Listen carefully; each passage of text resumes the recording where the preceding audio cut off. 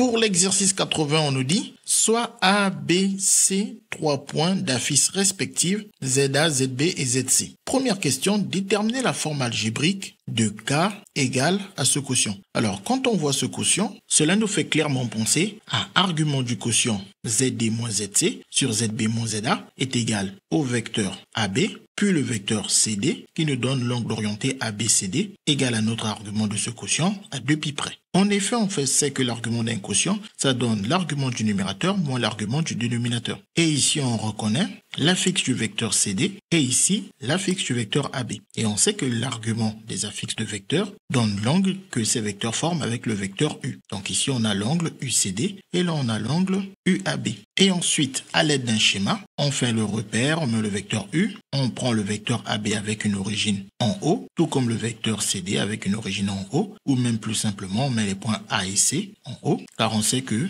tout vecteur a un représentant dont on peut choisir son origine. Et maintenant ici, on observe l'angle UAB, c'est alors cet angle formé entre U et le vecteur AB, et l'angle UCD, c'est alors cet angle formé entre le vecteur U et le vecteur CD. Et maintenant, on s'intéresse à l'écart entre les vecteurs AB et CD. L'angle formé par ces deux vecteurs va tout simplement être la différence entre l'angle UCD auquel on retire tout simplement l'angle UAB. Donc comme il est facile de voir à l'aide de ce schéma que l'angle orienté ABCD c'est l'angle UCD moins UAB, on peut alors venir ici et utiliser ce résultat pour remplacer cette différence par l'angle orienté ABCD, c'est-à-dire le résultat qu'on avait rappelé ici. Et après on peut avoir des variantes. Par exemple, celle qui nous intéresse beaucoup, c'est celle où on prend le même point pour A et C. Donc on aura ZA, ZA, et à la place de D, on met un C. Donc on prend le même point pour A et C, et on choisit A. Donc à la place de C, on met A. Le point B reste tel quel. Donc ici, on a toujours notre point B. Et on a dit, à la place de ce point D, on met un point C. Donc, on a aussi cette formule qui est super pratique. Elle vient bien évidemment de celle-ci, qui se retient assez facilement. Vous regardez le dénominateur, vous lisez ici l'affixe du vecteur AB, donc vous commencez à mettre le vecteur AB. Et au numérateur, vous avez l'affixe du vecteur CD, donc vous mettez après CD. Et donc, en appliquant ça ici, au dénominateur, c'est l'affixe du vecteur AB, donc on met d'abord AB. Et au numérateur, on a l'affixe du vecteur AC, donc on met ensuite AC. Ces relations sont très pratiques, car par exemple, si on veut montrer que 3 points ABC sont alignés, on n'a qu'à montrer, en calculant l'argument de ce quotient, que l'angle formé par les vecteurs, il vaut soit 0 modulo 2pi, ou soit pi modulo 2pi. Et bien évidemment, ces deux informations peuvent être regroupées en une seule, que l'on note ABAC est égal à 0 modulo pi. Si on peut montrer que des points sont alignés, c'est-à-dire que les droites AB et AC sont parallèles, on peut montrer plus généralement que les droites AB et CD sont parallèles, mais cette fois-ci, au lieu d'avoir AC, on a plutôt CD. Et on montre alors que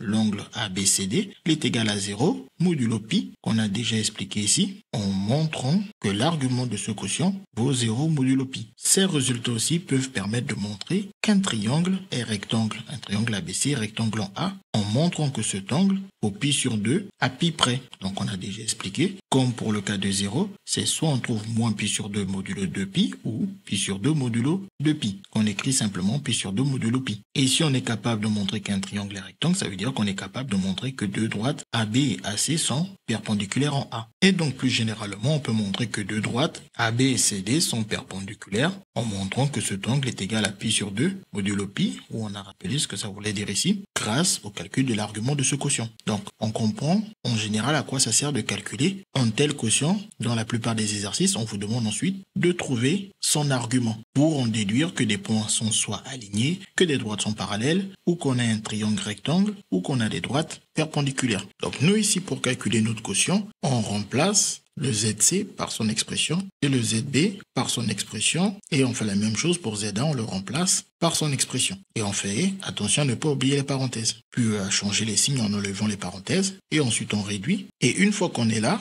on peut se dire, comme on nous a habitué à enlever le i au dénominateur, il faudrait multiplier au numérateur par le conjugué du dénominateur. Et ensuite on développe, il n'y aura plus de i au dénominateur, et on voit ce qu'on va obtenir au numérateur, et on divisera par le résultat obtenu au dénominateur.